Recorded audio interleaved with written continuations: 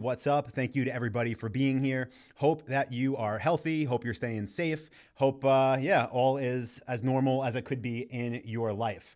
So what we're going to do today, guys, for everybody that is new here, as I pull up questions on the screen, is I am going to be answering questions and trying to help you out. So if you have a question regarding anything dropshipping related, e-commerce in general, or just with internet marketing, what I would ask you to do is go ahead and post it in the chat.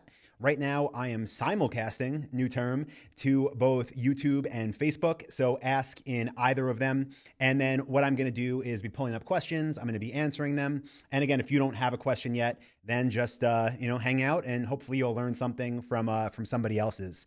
And just so you know, the reason I'm doing this is because I know that there are a lot of people with a lot of free time right now. And what we've been able to do throughout this whole COVID thing up until now is actually increase our revenue and do it in a way that doesn't require any extra ad spend. So just trying to, use our time, I guess, wisely together while we can't travel and we can't go anywhere. And hopefully, again, I could help you to move in that same direction and get better results with your e-commerce business. So I'm pulling up on my phone right now some of the questions that were submitted in advance from Instagram. By the way, our Instagram handle is Dropship Lifestyle, so feel free to check that out. And then what I'll do is pull in questions from YouTube and Facebook as they fill up. And I see we have Adam and we have Eric over on Facebook. What's up, guys? And we have AI and Jonathan over on YouTube leaving comments so far. Everybody else, if you're here, if you could see this, just type what's up. Let me know where you're calling in from and send over your questions. Come on, let's get this going. But I'll start off again with Instagram. And the first question that came in there was from Yoga. And Yoga said, are Google ads saturated? So let me switch to the screen for this one, the digital whiteboard here, because this is a common thing that people think like, oh, because I want to sell XYZ product and people are already advertising XYZ product on Google, that means that it's saturated and what's the point, right? Well, here is what I look at. When it comes to saturation, I check on a product level, okay, not a niche level. And this is specific, by the way, let me just put this here, for Google. So when you are following the dropship lifestyle method, when you're getting approved with different suppliers, basically the way it works is the first thing that you're going to be selecting is your niche, right? That would be like level 1. The second thing, or niche if you're in the UK, so you have your niche though, then the second thing that you're going to be working with and getting approved with are brands, the brands you're going to be selling for. And at the third level, you have products. So products come from the brands you sell for. Brands are within the niche that you choose. Now, when you're looking at competition at the niche level, it does not matter. Okay. So if you were going to sell, I'm just going to keep using stand-up desks. I'm at one. So every week, this is our example. If I was going to sell stand-up desks, I wouldn't look at stand-up desk competition because that's that top level term, right? And I'm not competing for that term.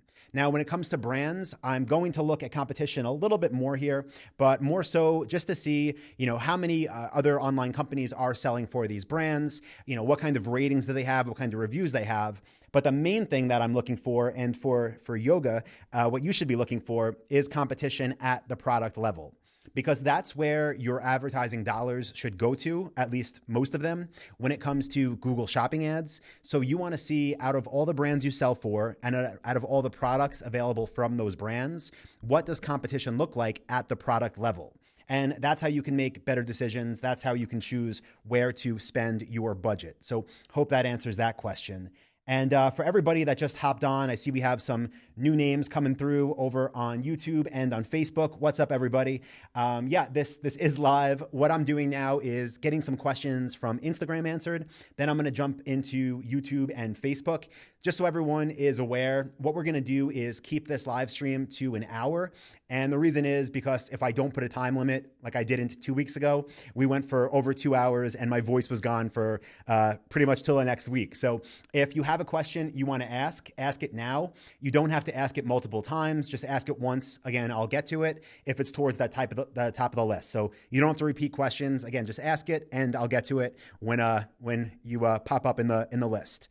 So the next question is from Real Wilk Kennedy, and I'm assuming it's a he, said, why not use Amazon with real drop shippers as opposed to retailers like Walmart and Home Depot? Not sure I understand the question because we don't drop ship like for Walmart or Home Depot or on Walmart or Home Depot. So I don't know if that's what you were asking. The reason though we don't sell on Amazon and we don't drop ship on Amazon is because the brands that we sell for, they want to work with us because we're supposed to be a company that can bring them more sales, that can help increase their business. And that doesn't mean just, oh, go create a listing on Amazon, right? If they wanted to do that, they could do that. If competitors wanted to do that, they can do that. That's not where the value is. So that's one reason. The other reason, which is just as important, if not more, is that when you sell on Amazon, you don't have customers. Here, let me switch back to our little digital whiteboard thing again and just show you guys this. So let's say you have your products, right? We talked about the levels of research and competition, but you have your products. You could sell your products on what we use, which is Shopify, or any other e-commerce platform. I prefer Shopify, but there's tons of them out there. Now, what is that? Is my Alexa making noise? Let me press mute on this thing. Quiet, Alexa. Okay, so you could sell them on Shopify or you could sell them on Amazon. Now, if you sell on Shopify, what you're going to do is direct traffic to your store, right? So when people buy from you, something keeps beeping in here and I have no idea what it is.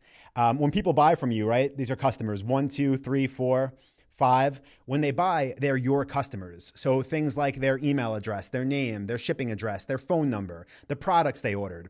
All of that data is being put into your store, right? Into your backend, into your CRM. So all of this data is now yours. And when you want to do things like create future promotions or have cross-sells or upsells, that data can be leveraged. So you're building a real business and you're gaining all of these customers. When you sell on a platform like Amazon, and people buy from you, right? You have 1, 2, 3, 4, 5 customers, however many it is. Instead of them being your customers, those are Amazon's customers. So the main difference, easiest way to describe this is if you sell on Amazon, you have one customer, that customer is Amazon. If you sell the products on your own store, as many customers as you have that amount of customers, they are yours. And the value of that asset is massive. So yeah, that's the main reason. So let me switch back here, see what else we got coming in now.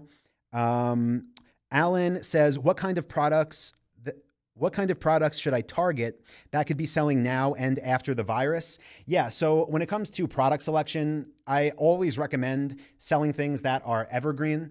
And what I mean by that is not something that's just going to be trending now. I mean things that are going to sell, that sold a year ago, that'll sell a year from now, things that will sell 5 years from now. So it's not about what's selling right now. I mean, if that was the answer, it would be, home office equipment, home workout stuff, right? Because obviously now a lot of people can go to the gym again, but most can't. And a lot of people are working from home. So yeah, that's trending, but don't look at that. Follow the criteria that I always share with you. That will be good now, that will be good in a year, that will be good in 5 years and in 10 years. And by the way, if you're new and you don't know that criteria, go to that website after the training, dropshipwebinar.com. If somebody could put that in the chat, please, so it's there for after, dropshipwebinar.com. I give you a list of 237 profitable product ideas, and that just shows you like what these evergreen niches are. So check that out, again, after this call if you're new here. Okay, Jacob says, do you need a credit card or is debit enough? Yeah, Jacob, debit card is totally fine. Especially like if you don't have credit in the beginning. So suppliers don't care if you're paying them with a credit card, a debit card, an e-check, a physical check, PayPal, right? You could probably even mail them cash. I mean, they just want money for the products. So it's not a sticking point. It's not going to lower your approval rating or anything. The reason that I recommend getting a credit card as soon as you can is because this business model, right? The dropship lifestyle business model can get you so many points or miles or whatever it is you want from using your credit card, because you could pay for your cost of goods sold, for shipping, for ad costs. So I haven't paid to travel in like 12 years, and it's because I use credit cards for my business. If you don't have credit, again, start with a debit card, but then as you start to build up cash reserves, what you should do is get a secured credit card, which basically means you would say to the bank, hey, I know I don't have credit or I have bad credit. I want a credit card with a $5,000 limit. And they'll say, okay, put $5,000 into a CD. a certificate of deposit, and then they'll open a credit card for you with a $5,000 limit, and it's being guaranteed by that $5,000 with a CD at that same bank. And then what you can do as you start to use that and pay it off and use that and pay it off is establish credit. If you want, you can cash out your CD and you can get more credit cards or a bigger credit limit because you'll be building your credit. So highly recommend that. Okay, next question. And what's up for everybody that just hopped on? Let me know, guys, where is everybody calling in from? I saw we had some answers come in before, but not nearly the same amount of people that are on this call. So type in the comments. Let me know where you're joining us from. Next question is from Ilya, and it says, in 2020 is e-commerce...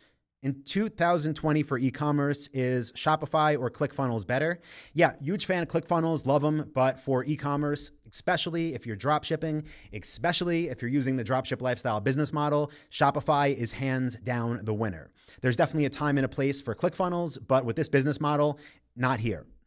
Okay, next question is from Only Droopy, and it says, how many interests should we provide in one ad set in Facebook? Okay. Let me switch screens again. This will be better to draw out for you. So how many how many interests should we provide in one ad set in Facebook? Okay, so Facebook structure. Let me write that cleaner. If your Facebook structure, so you have your campaign. So let's just say your campaign is, cold conversions, right? So people that don't know you. The objective is conversions, meaning you want them to buy. And let's say you have 5 different ideas that you think would match interests of your customers. So we have 1, 2, 3, 4, 5. Again, these are all interests. What you want to do until you know exactly what converts for you is do it this way. Make each of your different ad sets. So here, this would be your campaign. I'll just put here ad set. So this would be like ad set 1, ad set 2, ad set 3. They should all be targeting different interests. And you want to keep them separate and not combine them. That way you can get a really clear idea of what actually works and what doesn't. So even at huge scale, we still break ours out. And again, it's just so we can actually see real data on what interests are making us money. The other thing that I'll say is people are still scared of it for some reason, but this campaign should be a CBO campaign. It stands for campaign budget optimization. So let's just say I'm going to put a hypothetical number. You wanted to have a $500 budget here, whatever, per day, per week, per month, doesn't matter. With a CBO campaign, this amount of money is going to be distributed throughout all of these different ad sets in that campaign. And whichever ones get results, Facebook is going to put more of that budget into. So don't mush them together, break them out. Again, I recommend one interest per ad set. And I see top 10 keeps posting the same question. Yeah, don't keep posting the same question. I am going to get to your questions. I'm going to start at the top and I'm going to work my way down. So I see it, but I'm starting at the top. So don't repeat. Okay, next question is, switch back here. We don't need that. It says, do we get a copyright strike if we, let's say, edit clips from different ads to make our own ad in Facebook? Yeah, please don't do that. I don't know why. I guess because nobody really talks about this, or maybe people talk about it and give bad advice. Do not take anybody's work and try to just make a slight edit and say it's your own. People do that all the time, and the people that do that never see results. And if they do, they're very short term. Most of the time, those people have no chance in business. And the reason is you can't do that. Like if somebody went out there and produced a video, whether they filmed it themselves, whether they hired somebody to do it for them, that's theirs. Okay. So you can't just tweak it and make it your own. That's not how it works. So what you can do if you want a video, the best thing to do if you're starting out is reach out to your suppliers or your brands, see if they can actually send you product video that they have, that they own, and then you can edit that to make it your own. Sometimes you don't even have to edit that, but definitely don't just take other assets, whether it's video, images, text from other people, and try to paraphrase it or clip it together. You're not allowed to do that, and your account definitely can get shut down if somebody reports you. And if you start to see any traction at all, people will find it, they will report you, you will lose your account. Okay. Next question is from Axum, and it says, does your advice work for people from Germany who are selling in Germany? Yeah, definitely. At Dropship Lifestyle, my e-commerce coaching company, we have over 10,000 members from over 50 different countries. I have a lot of them in Germany that are doing business there. And yes, this works there. Next question is from Ashley, and it says, I only have 2 suppliers that I got approved with so far. Should I go ahead and run ads? Yeah, definitely. So what I recommend you do, like you have your 2 brands, so I'm assuming you might have 40 to 100 products, maybe a lot more. Go ahead, set up your Google ads, let the campaigns run, but don't think like you're done and that's going to make you your money. But set it up so that data starts coming in, so that clicks start coming in, so that you can start getting sales. But just know that in your spare time, you should be following up with all the other brands, trying to get approved and add them on. But with 2 suppliers, yes, you should get your ads running and at least give yourself the chance to make some money. Okay, next question is from Jeremy, and he said, what if I contact reputable suppliers in the proper way and still nobody is going to work with me? Jeremy, my advice would be first tell me why they're saying no, because that would let me know what you can improve on. In the Dropship Blueprint in Modules 4, I give you my phone and my email scripts. So if you're saying those things, I'm not saying you're going to have 100% chance of approval, but you're going to get approved. You're not going to get all people saying no. But again, if you want to follow up with that question, let me know what they're giving to you as the reason. I can give you a rebuttal that will hopefully help you get that approval rate up. So Facebook, I see your questions. I'm hopping in here soon. First, let me take some from over here on YouTube. That was pretty much all of the Instagram ones. So I'm going to get into YouTube, then we're going to hit up Facebook for the questions. So the first one that came through was from Jonathan, and he said, is there a way I could find a ballpark on what these sites make per month? So Jonathan, if you want to actually see like true profit numbers from existing stores, you can't just obviously like go to a website and see what a website's making. But what you can do is, maybe you're curious, like maybe you are thinking of buying one or something. Go to the different website brokerages online. One that I really recommend is Empire Flippers, empireflippers.com. If you go there, you can just look in their marketplace and they have listings. It tells you what type of business it is. Some of them are dropshipping, some of them are Amazon, but it'll show you how much money they're making and how much money they're being sold for. So check out Empire Flippers and that'll give you a ballpark. Okay, next question. Let me refresh this. I'm afraid, did I lose video on Facebook? Can you guys still see me? Let me hop back into it. Okay, I think I'm good now. It was showing it like spinning for a second. Okay, but yeah, Jonathan, I hope that answers your question. So the next question is from AI, and it says, is it a good idea to start drop shipping now with the long shipping times? Yeah, AI, there's not long shipping times. So again, if you're not part of Dropship Lifestyle, after this call wraps up, go to that website, dropshipwebinar.com, watch my free training there, get my free list of 237 profitable products to sell. But the way that we do this, we're working with domestic suppliers, meaning suppliers that are located in the same country that we are. So products are typically shipped out within 24 to 48 hours, typically delivered within 3 to 5 business days. So we're not drop shipping from China. We're not dealing with those type of lead times. Okay, next question is from SJ, and it says, Anton, thanks for doing these sessions. You are welcome. Is there a way to prevent website visitors from searching for the same product image provided by the supplier's page on my website? For example, a reverse image search. So yeah, I don't know if there's a way to not be included in reverse image searches. I'm assuming the reason you want to do that is so your competitors can't find, who the brand is that makes them. But I'll tell you, if they're not going to find it on your website, they're going to find it on a competitor site most likely anyway. So I understand why you want to do that. I haven't looked into it, and I don't think there's really, I don't think it's worth doing anyway. I'd rather be appearing in image searches to begin with. Okay. AI says, what payment options are the best for a beginner? Yeah, Shopify payments, hands down. If Shopify payments is, if you're eligible, I should say, for Shopify payments in your country, and by the way, there's like over 30 countries, I think, where you can use Shopify payments. Just use them. It's the cleanest integration. It works great. You should do that. Okay, QAns says, hi, how are you? I am doing great. Hope you are as well. Salima says, do you sell on Amazon? No, we don't. I mentioned why a little bit earlier on, so if you hopped on late, revert to the replay. Hopefully it posts to our YouTube account. Sheldon says, hey, Anton. What's up, Sheldon? Hope you're doing well, staying healthy. Jonathan says, what's up from St. Cloud, Minnesota? Yeah, all is well over here. We got Timothy from Nigeria. What's up, Timothy? Question from QAns. It says, is using DHL Express shipping method from China to US a good choice during Corona time? Again, we don't drop ship from China, so I don't know. But either way, I don't recommend doing that. My advice is find domestic suppliers that are located in the country where you want to do business. And it's going to make your life a lot easier, and it's going to make your customers a lot happier. Okay. Marcin says from Edinburgh, Scotland. Awesome. Brian says, hello. What's up, Brian? Dream FTBL says, hey, Anton, should we do our own product research or should we go with dropshipping tools such as Ecom Hunt? Yeah, you don't want to use any tools, okay? The problem with this, and trust me, I get why tools exist and I get why people gravitate towards them.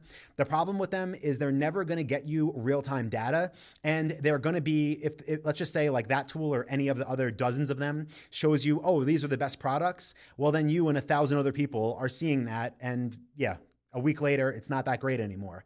So again, they're usually not up to date because it's super hard to keep any of those resources up to date. And the competition is just crazy because everybody's looking at the same exact thing. So the way we do it, the way I recommend you do it, is, again, check out Dropship webinar after this, but follow the system for picking a niche and then do the research yourself. The best data that you're going to get, the best decisions that you can make are based off free data that you're going to get on google.com, and it's based off you doing research. I talk about this a lot, but at Dropship Lifestyle, I put a lot of time before ever signing up for a new Shopify account into doing the research, because we don't want to build anything unless we know it's going to work. That doesn't mean guaranteed to make X amount of dollars, but that means know that it's going to be profitable. So yeah, do the research first, do it yourself, and then get to building. But research is super, super important. Brian says, I'm a beginner. It looks like the actual question got cut off. So Brian, feel free to try that again. Marco says, I'm from a small country called Serbia. Nice. My question is, can I work with US suppliers and sell in the US even if I'm in another country? In that case, is the Dropship Lifestyle system possible for me? Yeah, definitely. So we have, as a bonus in Dropship Lifestyle in the members area, a course that's called Doing Business Abroad. And what it shows you how to do is set up a business in the States. If you're not from here, so you're from Serbia, you can do it. Or it shows you how to modify the Dropship blueprint to work in countries with smaller populations. So that might be something like the question before from Germany.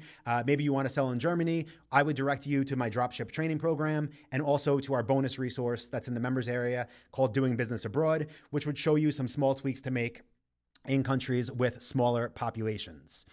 Brian said, okay, so this is Brian's part 2. This was the actual question. What tips do you have for taxes on Shopify? So what you need to basically figure out is, do you need to charge sales tax? That's going to be determined on where your business is registered. My tip for taxes is always, I direct people to the website, taxjar.com, TAXJAR.com. They have the best resources on how taxes work. And it's actually an app that integrates with Shopify. So yeah, they put the time into the knowledge base there. Okay, top 10 says, how do I find a supplier? Yeah, you basically, you want to find you want to find the companies that I call your future competitors. You want to reverse engineer what they're doing. I show you how to do that on the URL on the screen. So after this is over, check out that, dropshipwebinar.com. I show you exactly how to find them. Okay, so I'm going to butcher this name. I apologize in advance. Tik Nui says, hi, I just started my training with Dropship Lifestyle. Awesome, welcome aboard. Presently on module 2, my question is, when setting up our About Us page, how many years should I put in regards to the existence of my business? Yes, so you can just totally omit that sentence. If this is your first e-commerce store, your first online business, omit that sentence. You don't have to say you've been in business for any set amount of time. Salma says, are there niches and products that do not work with the dropship model? Yeah. So, basically I'm convinced you could sell anything online, right? Whether you're drop shipping, private labeling, manufacturing. But what I look at is my time best spent trying to sell certain products, and which ones would not lead me to an opportunity to be as successful as I could be with the same amount of work. So some products that I don't like are inexpensive. So anything under $200, I don't recommend drop shipping, even though you could drop ship a ton of products under $200. I just don't think it's worth your time for the possible upside. I also don't recommend drop shipping anything that comes from China. That doesn't mean there's bad products made in China. It just means that there's long shipping times. There's not great quality control when you're private labeling, and returns are a nightmare. That's bad for your customers. That means it's bad for you. Also, anything that's electronic or too technical, I don't recommend because there's going to be a lot of customer service. Also, I don't recommend anything that I would put into a bucket called like personal or, something that requires the customer really to see and touch it before they buy it. So that could be mattresses, that could be bed sheets, that could be apparel. These are things that, like, for example, Victoria's Secret, their return rate is over 30%. And it's not because their products aren't good. It's because nobody knows, is this bra or lingerie going to fit, or is it going to feel the way I thought it was going to feel? So things that are like personalized like that, you could sell them, but your return rate is going to be through the roof. So yeah, that's my advice there. But great question. Alex says, what books would you recommend for mindset and marketing? Yeah, for mindset, I talk about this book a lot, but it's called Do the Work by Stephen Pressfield. Super short read. Do I have it on my desk right now? I don't. It's called Do the Work. Again, it's like 100 pages. Awesome book. For marketing, it's really hard to get marketing books that are like up to date and current and teaching you what's working now because things change so fast. But one of the books that I always revert back to is called Ready, Fire, Aim, and it's by Michael Masterson. Highly recommend that. Again, Ready, Fire, Aim by Michael Masterson. Not e-commerce specific at all, but it gets me thinking in the right direction whenever I read it. Okay, the next question is from Paul, and Paul says, when I create my demo store, do I download pictures from the supplier I want to deal with? No, Paul, when you're uploading what I call demo products to your store, just get some royalty-free stock images and put those as your products. So you don't have to use existing products. You can just make generic product listings and use royalty-free stock images. Jesse says, do you think print on demand for Father's Day is still viable? Yeah, Jesse, again, like people make plenty of money with print on demand, but in my opinion, the potential upside is not worth it for the small amount of money you make per order and the amount of customers you have to deal with to make substantial money. So I don't recommend it. Another question from Jesse. What is the best site to find US or European suppliers that do dropshipping? Jesse, go to dropshipwebinar.com after this live stream ends, register for my free training there, and I show you how to find the actual companies you want to sell for. It is not by using a supplier directory. You don't want to do that.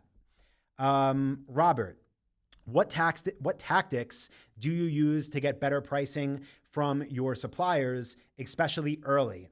Robert, there's a lot that we do. Honestly, I'm not going to go through it all because it is a training on its own.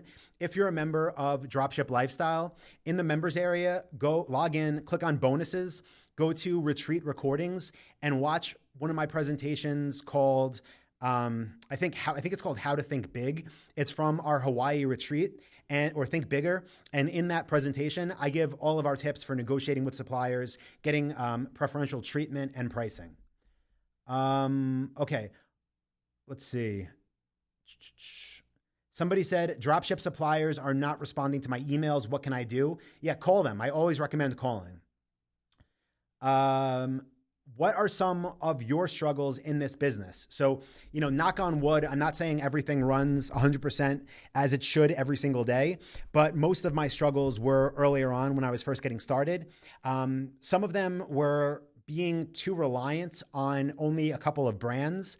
And another big one, like probably my biggest, was that when I was first starting, I did not want to outsource customer service. I thought, this was like in 2007, 2008, even though we were making a bunch of money, I thought like, I can live the 4-hour work week and I can respond to emails whenever I want. And I don't have to answer the business phone. And yeah, nobody else is going to do customer service because even though I'm going to not treat this as a full-time endeavor, I can still do it the best. And what happened is as we scaled, that hurt me. So I was afraid to share that responsibility and I was afraid to hire somebody.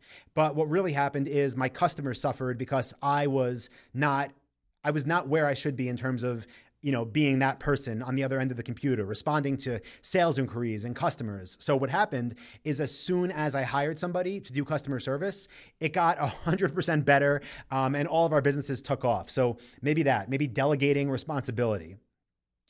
Okay. Hamdi says, can you scale with high ticket products since there are less chance for returning customers. Yes. And I actually have a presentation on this as well in the Dropship Lifestyle members area. It's called lead value optimization, but there's plenty of ways to do this. You can promote other sites as an affiliate. You can promote info products. You can promote subscriptions. There's lots of ways to build this into your business, and it can definitely add to your bottom line. Okay, so I answered that. Okay, here we go. Talking about payment providers and being too reliant on one company. David says, Anton, is PayPal a safe provider for payments, or do you recommend another payment provider to avoid any possible money holding? So David, just so you're aware and everybody else is aware, I recommend using PayPal, yes, as a secondary way to accept money, because some people just want to use PayPal and it will increase your conversion rate. But there is zero doubt in my mind that if you use PayPal, even if you do everything right, there will be a day that you receive an email where your account is locked and your money is being held, and PayPal wants you to submit a whole bunch of additional paperwork to open it back up to release those funds. For me, back in the day in like 2008, they held about $50,000 for, I don't remember how long. It was either like 3 months or 6 months. And that really hurt me when I was brand new. So one quick tip is when you use PayPal, withdraw the funds to your bank account. Don't build up a PayPal balance. That is not smart. The other thing is prepare for PayPal to audit you. And they're going to do this again once your sales hit a certain number. And the reason they do this is because they want to protect themselves, and they don't want to take the risk of you running a bunch of money through it and then going out of business or screwing over your customers. So what they typically ask for is proof that you have access to the products you're selling, tracking numbers for existing shipments, sometimes just like a document where you explain your business model. And it could take sometimes a couple days or a couple of weeks, or for me, it was a couple months to get that account back open. So yes, you should use PayPal. No, it should not be your primary way of accepting money, and pull your money out of PayPal every night if you have substantial funds coming in. Okay. Timothy said, I intend to start my Dropship Blueprint course with you this weekend. Awesome. Will there be any immediate setup after payment? Immediate step after payment. So Timothy, as soon as you enroll in the Dropship Blueprint, you get an email within about 5 minutes that has your username and your password to log into the members area. So it happens automatically. You'll get right in right away. Okay. Answered that question. I don't know what this means. Does your company help find man IF? If you want to clarify that, maybe I could help. Top 10 says Facebook ads or Google ads. Yeah, both. I recommend about 90% when you're first starting out. I recommend about 90% of your ad budget goes into Google ads, specifically Google product listing ads, and then 10% of your budget goes into Facebook remarketing. Samuel says, how do you assess if a niche is saturated? So here, let me pull up the whiteboard and scroll back up here. And this was covered a little bit in the beginning, but competition does not occur, again, at the niche level. It doesn't even occur at the brand level. It occurs at the product level. And if you want to see like the exact numbers we look for and how we check for competition and saturation, go to that URL on the screen after this training. Go to dropshipwebinar.com. It shows you how to find that answer. And let me see, guys, for Facebook, I'm going to hop into those questions in just a minute because I think I have like 5 or more so in YouTube. But guys, let me know if you're watching this, whether it's on YouTube or Facebook, and you're getting value. Please do me a favor, give the video a like and comment value. Just leave a comment, type value, and press send. It'll help me out. It'll let me know you guys are here. It'll let me know you're paying attention, and it'll let me know that doing these live streams is worthwhile. So as you do that, I'm going to keep going through the questions. Hit up this next one from Samuel. And he says, in my niche, I have plenty of products over $200, but half are also under. What do you recommend? Yeah, pretty simple there, Samuel. Just don't list the products under $200. It's that simple. You can be approved to sell for them, but don't upload them to your store. Okay. Does your company help me find manufacturers and not just suppliers? I struggle with manufacturers in the US to provide items I want to sell. So we focus on finding the brands that you can drop ship for, not necessarily to manufacture your products. I do talk about private labeling and how you can work with domestic brands to do that, but that's not the point of Dropship Lifestyle. Okay. One supplier sent me a form and it asks me to fill out my company tax ID. I don't have a company yet. What can I do? Can I create a company right away? Also ask for the legal name. So if you're doing business as a sole proprietor, that would mean you're doing business as yourself without a separate business entity. In that case, the business name, you could just put your name, doing business as, your store name, and the tax ID would be your social security number. My advice is to actually get an EIN number. That's free to get online. Just Google EIN number, go to the IRS website. You could do it all online in like 5 or 10 minutes. And if you want to form a legal entity, then you can form an LLC and have it taxed as an S Corp. Whether or not you want to do that, I cover that all the way, by the way, in module 0 of the Dropship Blueprint. But that's something that, it's more of a personal decision. And I talk about the pros and cons of that in the blueprint. So Jonathan says, are there any dropship sites that you visit to get inspiration from? I found 2 sites that seem to follow your course and I really like it. Have you seen them before? So Jonathan, I'm like constantly like buying stuff online just to check how other sites work and their payment flows and whatnot.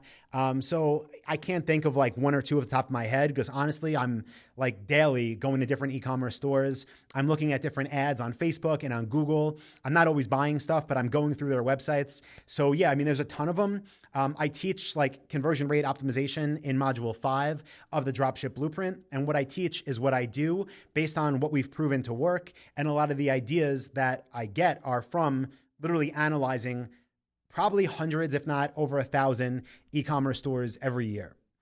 Okay. David says, Anton, thanks for all the value you are putting out in these live videos. You are welcome, David. He says, when building your store, do you recommend listing the same products from the supplier you're trying to get approved with? So David, you probably asked this before. I hit on that before, but I mean, you can do that, but what I recommend is uploading like literally fake products. So go on Google image search for images that are labeled for reuse, get some generic stock images and just make up some product names and do that. And that's what we do. Okay.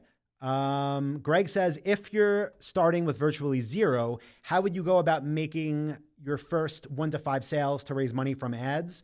So Greg, I actually have, I don't know if it's a podcast or a YouTube video. It's on our YouTube channel. If you go to youtube.com/dropshiplifestyle, I posted a video maybe 2 or 3 months ago, and it's called The Best Free Traffic Sources. So you could find that again, it's called like How to Get Free Traffic in 2020. I think that's what it's called. Go to YouTube, search for How to Get Free Traffic in 2020 Dropship Lifestyle and watch that video.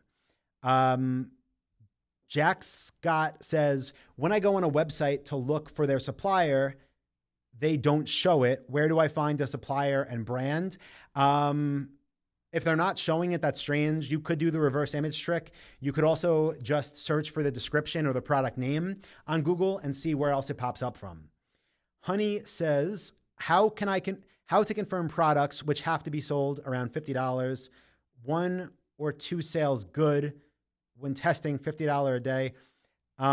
I don't think I understand that question as it's worded. With the Dropship Lifestyle criteria, we're trying to sell products at a minimum of $200. Ideally, the average order value is $1,000 or more. Again, I show you exactly how to do that at dropshipwebinar.com. Somebody says, do you have an affiliate program for your current students? We don't have an affiliate program, but we do have a referral program, like refer a friend, kind of the same way like bank accounts do it. You could find that in your members area under resources. How can we set up Stripe? We don't have it here in the Philippines. I don't want to use PayPal. Yeah, so you can use, if you're not going to use Stripe, you're not going to use Shopify payments, you can use basically any merchant account that will integrate with authorize.net. And that's basically any merchant account that exists. So I don't know of merchant accounts specifically for the Philippines, but I would look into that. Just like literally Google Filipino merchant accounts, find one you can use, check if it integrates with authorize.net. And if it does, you can use that. Somebody said, what about the best ads budget to start? I typically recommend between $500 and $1,000 your first month. And I show you like how to space that out and break it up in the Dropship Blueprint. The goal is that that money is profitable within the first week of ad spend. So it's not like you spend it all and hope you make sales. Ivan says, what service is the best for filing taxes? Yeah, I don't know if it's the best. I recommend TaxJar though, taxjar.com. Tammy says, does Dropship Lifestyle help with private labeling? Yes, Tammy, that is covered in the Dropship Blueprint. Again, it is not the focus. It's something that is not for everybody. It's something that's not even necessary, but it's something that you might want to consider once your store is set up and super profitable. Joanne says, how do I get past the stagnation that is coming from thinking my site is not as good as my competitors because I just started out? Yeah, Joanne, that's totally normal, right? Some things I would say, if you want to revisit the module in Dropship Blueprint in module 5, if you want to revisit the lesson in module 5, that's called Their Weakness is Your Strength. That shows you how to actually write down some key points about your competitors and how to make that better on your own store. So just to get your thoughts working in the right direction of not just oh, their websites look better, because by the way, that's not what's going to get you sales. It's more about the things that I focus on in that lesson. Again, in module 5, the lesson called Their Weakness is Your Strength. Try to integrate some of those things onto your website, at least into your top traffic product pages. And that's what should make all the difference. Get you more confident and get more sales rolling in. Okay, Samuel says, I have a product that is above $200, but with cheaper items that can be cross-sold and upsold. I am worried about that only the cheaper ones sell. What is your opinion? Yeah, Samuel, just only list them on your your product pages where the products are $200 or more. Only list them as upsells or add-ons on that product page and hide them from your main product collections so that people aren't seeing them on your store. You definitely should not be running ads for them. Jack Scott says, is making a business like Wayfair possible, or is that too big of a niche? Yeah, Jackson, I don't recommend going the Wayfair route and building a store that sells everything for the home. Reason being is we see a lot higher conversion rates on our niche specific stores. So I recommend you build niche specific stores as well. And cool, I see we got a bunch of values coming in. So thank you to everybody for those comments. I appreciate that. Let's see, a few more questions, guys, from YouTube. Then I'm hopping to Facebook because I told you guys we were going for an hour and we got a lot of comments on Facebook. I'm not forgetting about you guys, but, what did we get here from John?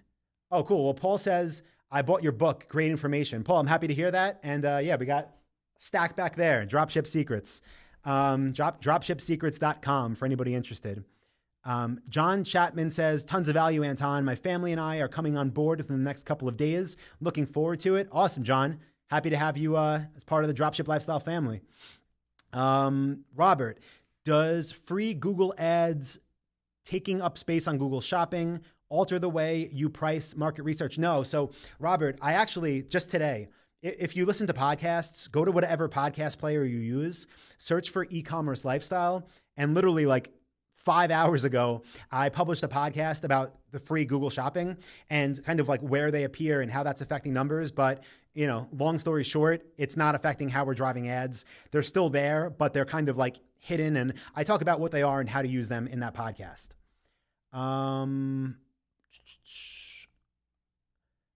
Thanks. You are welcome, everybody. Okay. Salma says, what does your work week and day look like? Honestly, it varies a lot. I like to go to sleep early. I like to wake up early. That's just how my, natural sleep cycle is. So typically at 5 or 6 a.m., I get on the computer, put a few hours into deeper work, the stuff that requires a lot of thought. And throughout the day, it's hard. It's not fixed. I just make sure that the things that I have to get done and the things that are very mentally intensive get done in the morning. That's one of the reasons. I'm sure if we did these calls at 8 p.m. or something, we can get a ton of people on because, people that are at work are out and there's just more people available at that time. But at 8 p.m., my brain is not going to work to rapid fire answer questions. That's why we do these things earlier. Jonathan says, thanks for taking an hour to answer all these questions. Definitely got value. Awesome. Happy to hear that. Touchmaster says, can I order from a manufacturer if I don't have an LLC? Yeah, definitely. So again, if you're not using an LLC or an S Corp or a C Corp or any type of business structure, an LLP, you can just do business as a sole proprietor and you'll be fine. Yes, Lee, you can do business in the US. Let's see. Oh boy, we got a lot. I'm going to take two more from YouTube, then hop over. Kiana says, when you start getting keywords or phrases that people are using in their search, how do I add them to my campaigns? No, so yeah, okay, so you're asking like, can you add them into your beta as broad match? People are using in their search. Okay, so just so everyone's on the same page, this keyword type is the keyword type of people that are searching for products on Google Shopping. You can't input the keywords you want to appear for, but after you start getting clicks and impressions inside of your Google Ads account, you'll see what keywords are triggering your Google product listing ads. So you can take the keywords that aren't beneficial to you, and you can either add them as universal negatives in both your alpha and your beta, or you can add them as campaign specific, and whether that be alpha or beta, it would depend on which ones they apply to. But yeah, as those keywords start coming in, when you start, how do I add them? Yeah, so the way that you add them would either, again, be as universal negatives or as specific to alpha or beta, depending on what the keyword is. But there's scenarios that both would make sense. Is Dropship Lifestyle, in Dropship Lifestyle, is someone willing to audit my analytics? I'll tell you, we don't really ever do this. Like, it's not a service or anything that we offer, because obviously it's a lot of work, like understanding your business, then looking at your numbers, where they're coming from. What I would say is, if you have private coaching, that's a great opportunity to have one of our coaches dive into those numbers for you. But as far as like emailing in or sharing access to analytics, we don't typically do that, because again, there's definitely a process of first understanding the business, then dissecting the numbers. But I think that's a great scenario where private coaching would make sense, and you can do a screen share and have one of our coaches go through that with you. And okay, David says, Anton, how often do you update your course to keep to date with new strategies? David, multiple times throughout the year. We do one major overhaul every year, but probably at least once a month, there's some lessons changed where, you know, we learned something new or something shifted around, and we share that new update on what it is we're doing or how to help. Cool. So thank you guys on YouTube. I might hop back in here if we have time at the end of this, but I'm going to hop over to Facebook now and take some of these. So I see we have Adam, Eric, Shashi, Aaron from Boston said, what's up? What's up, Aaron? We got Paul. We got Ashley from Singapore. Oh man, I've been seeing all these, I follow like all these Instagram, I guess, hashtags for travel. And I've been seeing so many of Singapore, and I miss it. I want to go back so bad. I miss the what's it called? Kava toast. The kava toast and the coffee in Singapore is insane. And I know that's not what Singapore is known for, at least like mainly, but that was like my favorite thing there. So I'm going back soon as I can get on a plane. Okay. Tony said, hey, yeah. You see our advertise? Yeah. Tony, I don't talk, I'm not going to curse, but I don't talk word about China. I talk about how if you're building a real business, that's not what you want to do. We hit on this multiple times throughout this live stream so far, but if you're trying to get customers' products fast, if you're trying to have quality control, if you're trying to be able to have items returned if the customers don't like them, then yeah, that's a terrible business model, and it's not going to lead to long-term success at all. So sorry if I offended you, but you can always hide posts from me. Okay, Sam says, hello, Anton, watching from the UK. My question is, please, can this model be used for delivering services? For example, for delivering of services, example, retail security.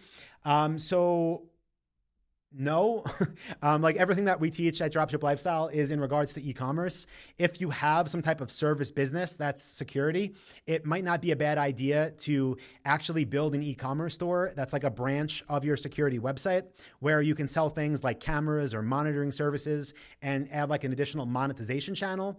But like if that was all you're doing, then Dropship Lifestyle would not make sense for you. Okay, Barrett says, I tried it with a guitar shop named Guitar Buddies, and it didn't work out. Lost money trying to advertise.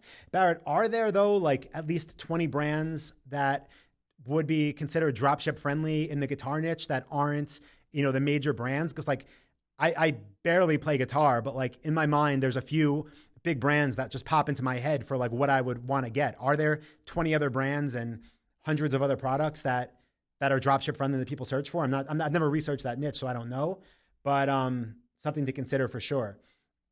Okay, Aman says, what is better, broad audience or selected audience? For example, should we target the US as a whole specifically, where people are buying the product. Talking about Facebook ads. So let me pull my screen back up here.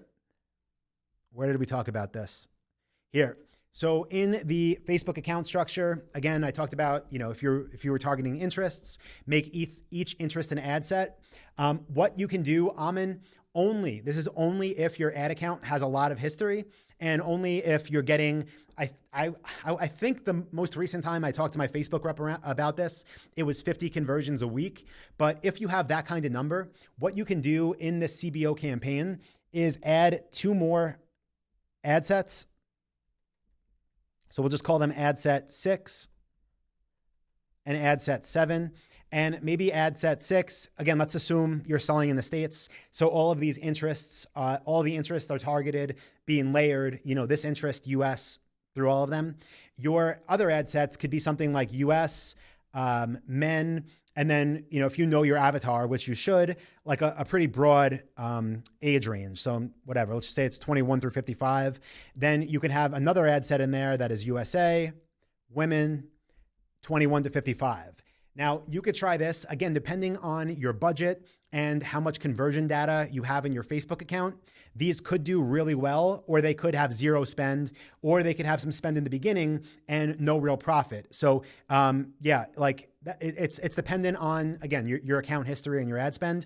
What you can also do if your spend is smaller, but you still have those conversions coming in, is instead of making these as ad sets 6 and 7, you can make another CBO campaign and have it also be cold conversions.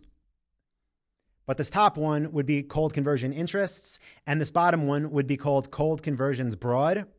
And in here, these would just be 1 and 2. That way the money is going to be guaranteed to be spent, and you can at least see the data from there. But that's how we do it, and that is how I would recommend you do it too. Okay.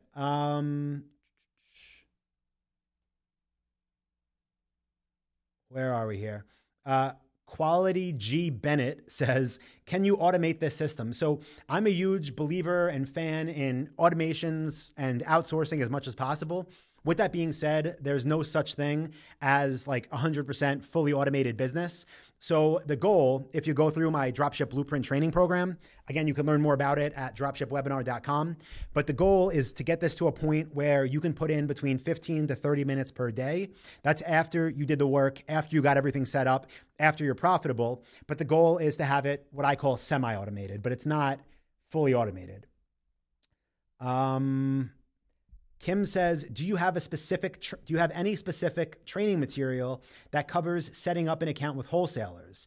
So yeah, it's not specific. No, that's module 4 of the Dropship Blueprint, but that's not like a separate training we sell or anything. It's part of the 7 steps that we go through every time we launch a new store. Gareth says, I've read a lot, but still feel cautious about starting. Would you have a top 5 or 10 point starter suggestions? Not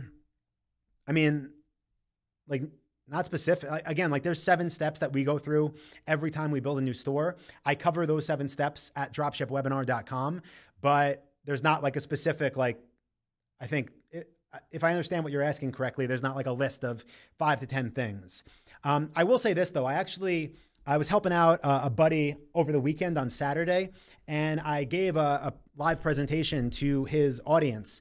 And one of the common questions was, should I get started now, or should I wait to see what happens with the economy and, just basically hold off? And I didn't realize people were thinking like that. But what I would say is, if that's currently the situation that you're in, or that anybody that's watching this is in, they're waiting, just kind of waiting this out and then thinking I'll start when things start to show signs of getting better, that's a bad idea. Start now, because all of these companies, right? All of these tens of thousands of brands in the States, or all of the however many brands that are in the country you're located in, they're still open. Some of their warehouses might be closed, but their employees are still working, many of them remotely, but they're still working, and they have more downtime now than they've had in years. So this is when you want to be proactively building stores, reaching out, getting new accounts, setting up your stores, setting up ads, setting up automations, because this is like the easiest it's going to be. It got easier than it was a few months ago, and as the economy and more people start to feel more comfortable again, it's not going to be impossible, but it's going to be more difficult than it is now. So yeah, just, I would say don't wait. Next question. Okay, I answered that one that came on YouTube also. I love it. Kiana's asking questions on both platforms. That's awesome. Lily says, is it find two suppliers in the U? Can you please recommend good suppliers in the US? So I don't recommend specific suppliers. Again, it's because depending on what niche you're in, there's literally tens of thousands of different companies you could dropship for. So the best way you could find brands is to do the research yourself. I teach you how to do that in my program, the Dropship Blueprint. And the perfect starting point is dropshipwebinar.com. Okay, another similar question. So that would just be re-answering it. Mario says, when I try to create custom audiences on Facebook, it doesn't give me the option to select purchase. Yeah, okay, so and since I've made sales, Mario, go into your settings on your Facebook page and see like what type of page you have set up, like see what it's listed as.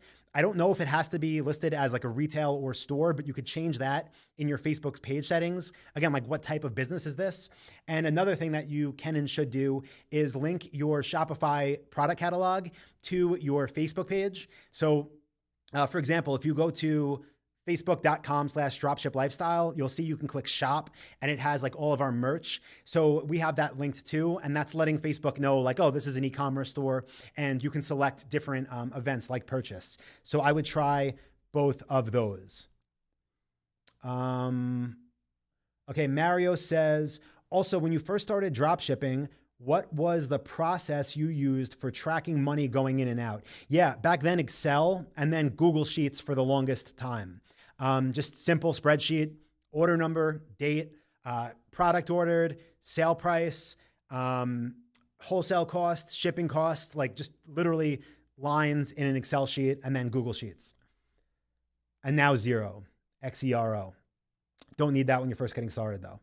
I'm going to butcher your name. I apologize.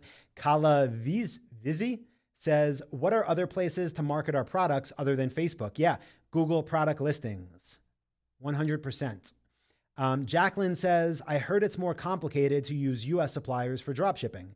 Why do you think it's easier with Chinese manufacturers? And how can I make the process smoother with US? I don't think it's more difficult. So the thing is, like, if you wanted to, maybe this is the angle you're coming to this from, but if you wanted to, give me 1 second here. If you wanted to, what did I just click on? Okay, I'm good. If you wanted to dropship from China, I'm sorry, you could do something as simple as going on AliExpress.com and there's no approval process, right? If you wanted to work with 1,000 brands tomorrow, you can work with 1,000 brands tomorrow, and so could everybody else. So maybe that's what you're referring to. There's no relationship there. In my opinion, that's a really bad thing. I like the fact that the suppliers we work with are based on relationships. They're based on us becoming authorized retailers. So I would say maybe what you're referring to is that when you're following the dropship lifestyle model, you actually have to proactively reach out and get approved to sell for different suppliers. Butler, yes, I still am live. Awesome. And Joanne, you are welcome. Joanne.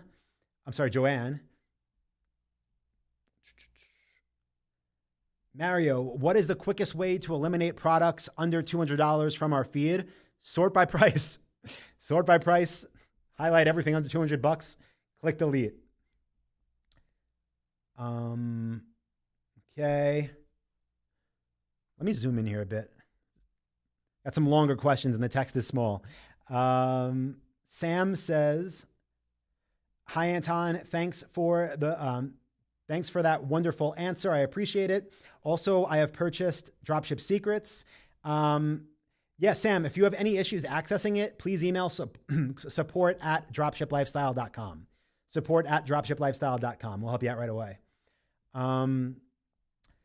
John says, how can I get the quality brands to accept me as a certified dealer? Yeah, John, check out that link after this call, dropshipwebinar.com. I talk about how, but in the Dropship Blueprint, if you're a member of Dropship Lifestyle, Module 4 is literally the scripts that we use, what to do before contacting them, what to say on the calls and in the emails to get approved. Um, Kiana says, how do you feel about furnitures for a niche? Yeah, I mean, there's tons of them out there. Like there's not like a shortage of furniture. Like I would say, look at sub niches of it, but within furniture, there's probably 100 types of furniture or, sub niches. So that's what I would say. Niche down a lot, most likely. Okay, I see 2 more questions on Facebook. Then I'm going to maybe answer a few more on YouTube. How long? We've been going for exactly an hour. So maybe a little bit over. Let's see. We got a Diaz says, what supplier apps do you use on Shopify? None. If you're asking about like order processing, we use an automation that we built that connects Shopify to Zapier to our email. So we do it with a custom automation. Jennifer says, I'm scared to open a business account, especially during this economy. Yeah, Jennifer, I hope you heard what I just was talking about, but this really is the best time. It's easier than it's been in years to get started. So do it now. Amin says, what apps do you recommend in the Shopify store? I have a blog post on dropshiplifestyle.com. If you go to blog, I think it's called like our top 20 apps. So you could check that out. And also in the Dropship Blueprint, I go through different apps we use throughout the program. Okay. Travis on YouTube. Awesome. Susan said she bought Dropship Secrets too. Travis said, do you run a search campaign, then Google Shopping on Google? Yes, Travis, we run both search text ads and Google Shopping. Search text ads, I don't recommend when you're first getting started. That's something that as you get more data from your analytics and from your shopping ads, then you can expand into, but they're not the most profitable. So that's why I don't recommend beginning budgets go towards them. And then one more question from Travis. He says, do you pay the supplier before money clears from Shopify, or do you wait to use the client's money? So you can obviously do it either way. It's your business. What I would recommend, like I mentioned before, is you get a credit card as soon as you can get approved for one. Basically float the money on a credit card. Not only is it's just going to build up tons of points, but it also will keep the cash in your bank, allow you to pay that off, and allow you to build up either a ton of rewards or miles or whatever it is you want. So that's going to do it, guys. That's going to wrap this up. We went just over an hour. Again, thank you all for being here. I hope everybody is staying healthy. Again, hope you're staying safe. Hope you're not going crazy. And I hope nobody lives in Manhattan and is dealing with the ridiculous things over there that de Blasio is saying. But thank you for everybody again. If you got value from this episode or this live stream, again, please do give this video a like. Please leave a comment below to let me know. And if you know anybody that would benefit even from a little sliver of one of the answers of one of the questions, do me a favor and share this video with them so that hopefully they can build a stronger business during this whole lockdown too. And if you're new here, you want to know how to build a highly profitable semi-automated store, free training at dropshipwebinar.com. It looks like that. Go there and register. I also make an offer at the end of it for a discount price on my flagship program, the Dropship Blueprint. So thank you, everybody, again. Appreciate you being here. Have a great week, and I look forward to talking to you soon. See you, everybody.